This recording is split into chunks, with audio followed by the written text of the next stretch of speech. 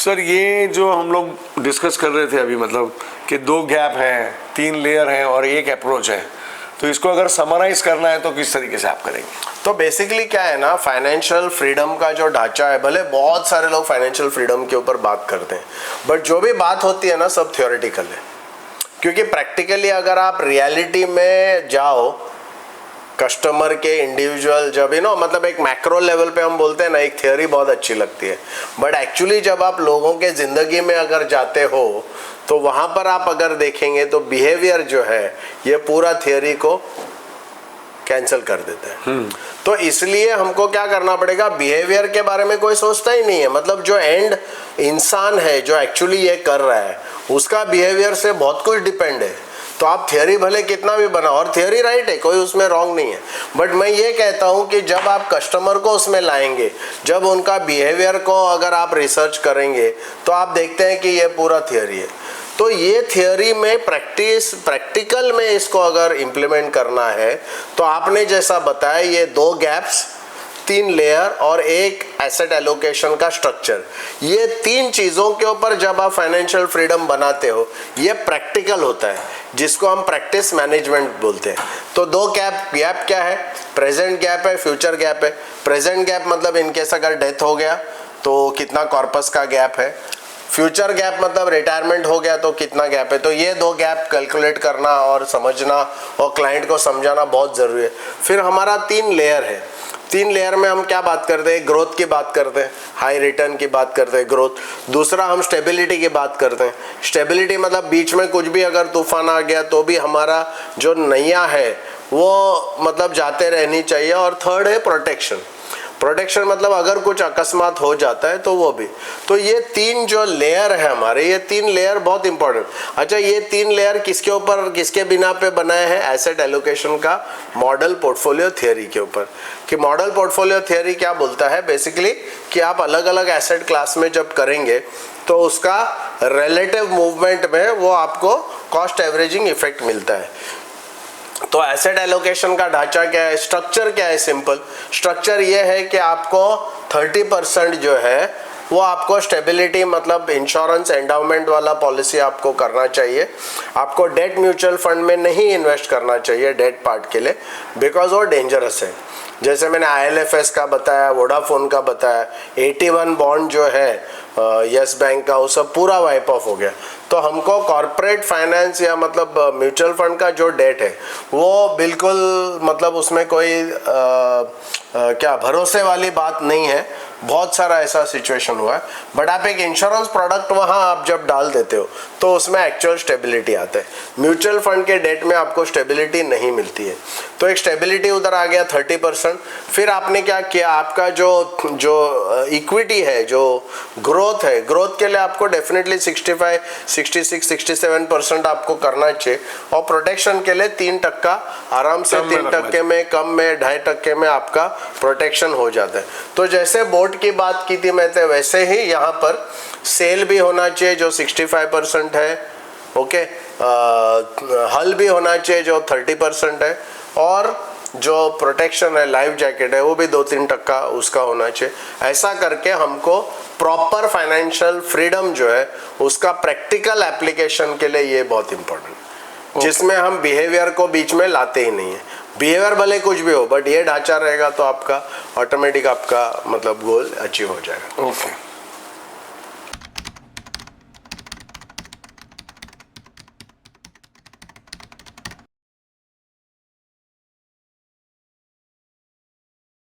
Sir आपने ये 3 layer की बात की, राइट?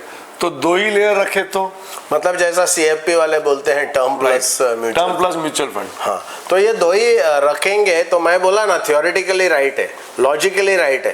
प्लीज रिमेम्बर, इसको आशीष आपको याद रखना चाहिए कि ये लॉजिकल है। और पैसे के बारे में कोई भी इंसान लॉजिकल नहीं है। पैसे के सिलसिले में सब इंसान इमोशनल है।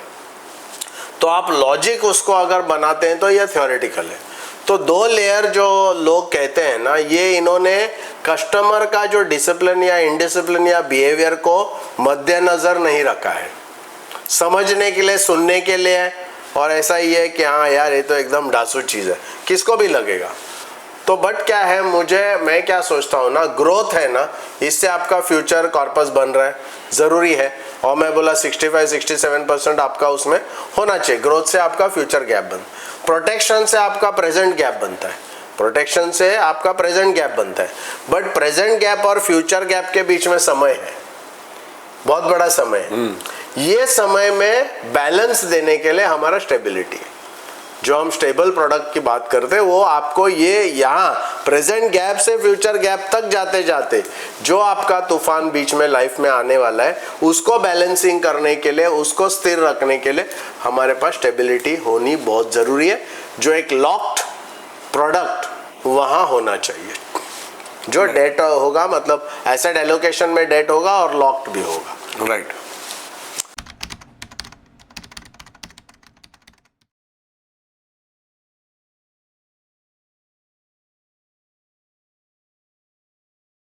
सर ज़्यादातर एडवाइजर्स जो हैं वो मतलब इसमें से एक की बात करते हैं, 3 की तो बात ही नहीं करते, 2 की बात करते हैं, 3 के तो मैंने आज तक किसी को सुना ही नहीं। तो उसके बारे में मतलब कुछ बताना चाहेंगे आप? हाँ, तो बेसिकली क्या है ना, जो पॉपुलैरिटी है ना, पॉपुलर, हाँ। मतलब आप कोई भी न्यूज़पेपर खोलेंगे, आप कोई भी टीवी खोलेंगे, आप कोई भी चैनल देखेंगे, तो आप देखेंगे कि वो दो ही चीज़ के बारे में बात करती है। लेयर जो है उनका 2 ही है, एक टर्म पॉलिसी और एक म्यूचुअल फंड है। अब क्या है ना, ग्रॉस लेवल पे अगर हम देश के लेवल पे अगर मैक्रो जिसको बोलते हैं वहाँ देखेंगे तो थ्योरेटिकली वो करेक्ट है। बट जब आप एक इंसान के लाइफ में जाते हैं और एक इंसान, मतलब आप एज आशीष, जब मैं आशीष के बारे में बात करता हूँ तो मेरे को थियोरी से काम नहीं चलेगा। मुझे देखना है कि आशीष कितना डिसिप्लिन्ड है, उसका इमोशनली वो कितना स्टेबल है कि नहीं, अनस्टेबल है। वो जब तक मैं देखता नहीं हूँ, ये 2 ढांचे वाला जो सिचुएशन है वो रियलिटी में कभी भी नहीं चलेगा। भले वो दिखने में अच्छा दिखता है, अच्छा लगता है, बट वो नहीं होगा। क्यों? क्योंकि इसको साइंटिफिकली आपको टेस्ट करना पड़ेगा।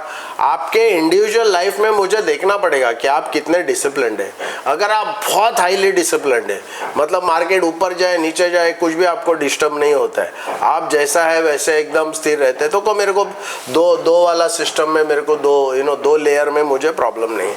बट जब इनडिसिप्लिन्ड और हाईली इमोशनल अगर बंदा है तो उसको 3 लेयर ही देना पड़ेगा, अदरवाइज उसका गोल कभी अचीव नहीं होगा। राइट।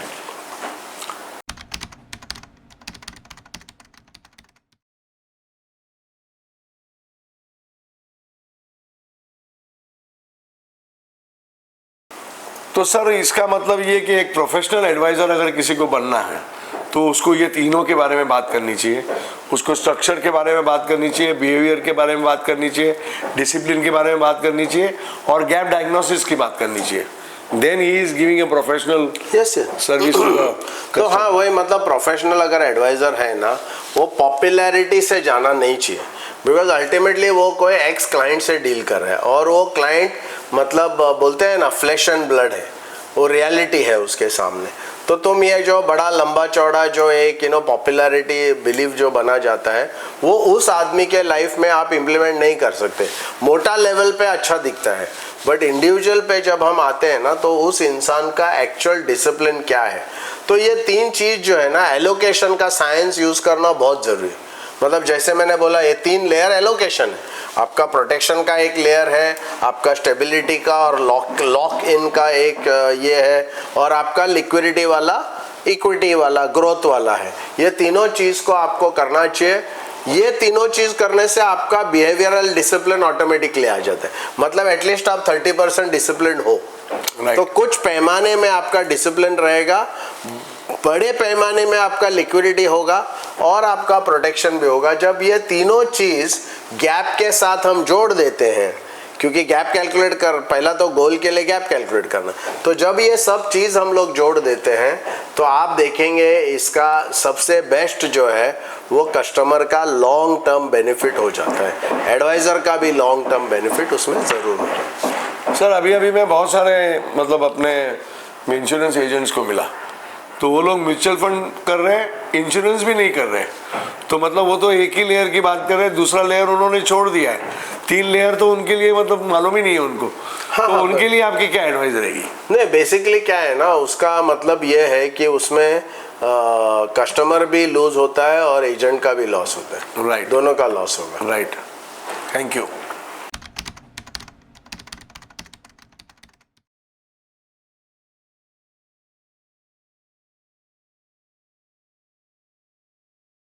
सर, तो फाइनेंशियल फ्रीडम की जब हम लोग बात कर रहे हैं तो वो रिटर्न्स के बारे में है क्या स्ट्रक्चर के बारे में? अगर इस तो आपकी बातों से आपने स्ट्रक्चर के बारे में इंपॉर्टेंस ज़्यादा दिया है, रिटर्न्स को अहमियत कम दी है, तो वो डिटेल में जरा समझाएंगे? नहीं, बेसिकली क्या है ना, रिटर्न्स इंपॉर्टेंट है आशीष, अभी भी मतलब हमको ऐसा नहीं सोचना चाहिए या किसी को ऐसा लगना नहीं चाहिए कि मैं रिटर्न्स के अगेंस्ट हूँ। मैं रिटर्न्स के अगेंस्ट नहीं हूँ, रिटर्न तो डेफिनेटली ये है। बट क्या है ना, बेसिकली फाइनेंशियल फ्रीडम मतलब क्या है, कितना % चांस है कस्टमर का वो अचीव होने का, वो पैरामीटर बहुत इंपॉर्टेंट है। और अगर ये आपको सोचना है कि उसका जो गोल उसने डिसाइड किया है उसका कितना चांस है, कितना परसेंटेज चांस है वो अचीव होने का, तो उसमें हाई रिटर्न का कंट्रीब्यूशन बहुत कम दिखेगा आपको। उसका अगर आपको ये देखना है कि श्योरिटी कितनी है उसकी गोल अचीवमेंट की, उसमें बिहेवियर और डिसिप्लिन ही आता है, राइट। तो इसलिए मैं ये नहीं बोलता हूँ कि फाइनेंशियल फ्रीडम जो एक्चुअल रियलिटी में बिहेवियर और डिसिप्लिन ये बहुत ज़्यादा पैमाने में उसका जो मात्रा है ये अचीवमेंट में, रिटर्न के सामने बहुत ज़्यादा मात्रा डिसिप्लिन और स्ट्रक्चर का है। जब डिसिप्लिन और स्ट्रक्चर रहेगा तो आपका फाइनेंशियल फ्रीडम का अचीवमेंट होने का चांस बहुत बढ़ जाता है। अदरवाइज 2 गैप 3 लेयर और एसेट एलोकेशन, ये आप मतलब स्ट्रक्चर ये नहीं करेंगे तो आपका चांस अचीव होने का बहुत कम हो जाता है। यही और अगर ये स्ट्रक्चर फॉलो करेंगे तो अचीव होने के चांसेस बहुत गुना ज़्यादा बढ़ जाएंगे। Yes, of course, yes, right, thank you.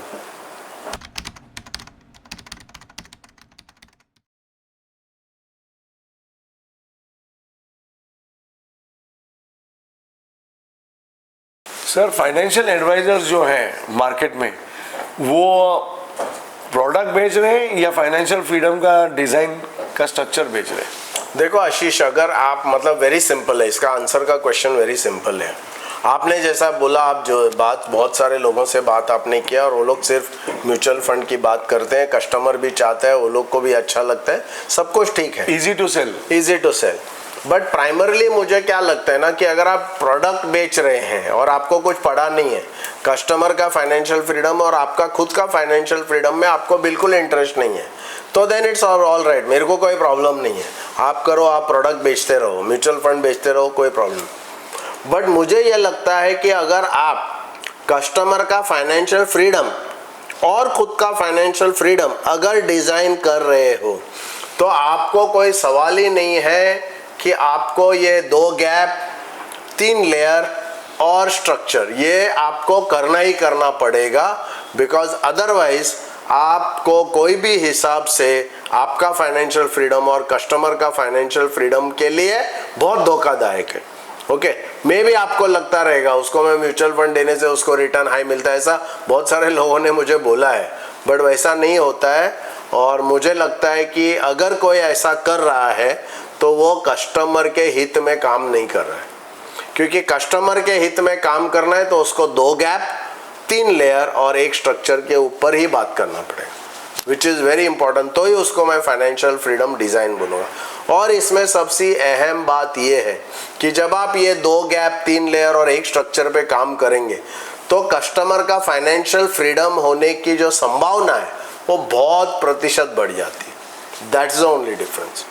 खाली प्रोडक्ट बेचने से फाइनेंशियल फ्रीडम का चांस बहुत कम हो जाता है। राइट। दोस्तों, ये जो वीडियोस आपको अगर पसंद आ रहे हो, आपको अच्छा लग रहा है, आपको काफ़ी सारा इंफॉर्मेशन और नॉलेज मिल रहा है बहुत विस्तार में, तो प्लीज़ मेरे चैनल को सब्सक्राइब कीजिए। ये जो भी बेल आइकन है उसको आप क्लिक कीजिए ताकि आपको नया नया जो वीडियोस आएंगे उसका नोटिफिकेशन आपको मिल सके। और साथ ही साथ कमेंट बॉक्स में ये इन्फॉर्मेशन आपको कैसे लग रही है वो बताइए, और साथ ही साथ आपके मित्रों को, आपके रिलेटिव्स को हमारा जो वीडियो है वो फॉरवर्ड कीजिए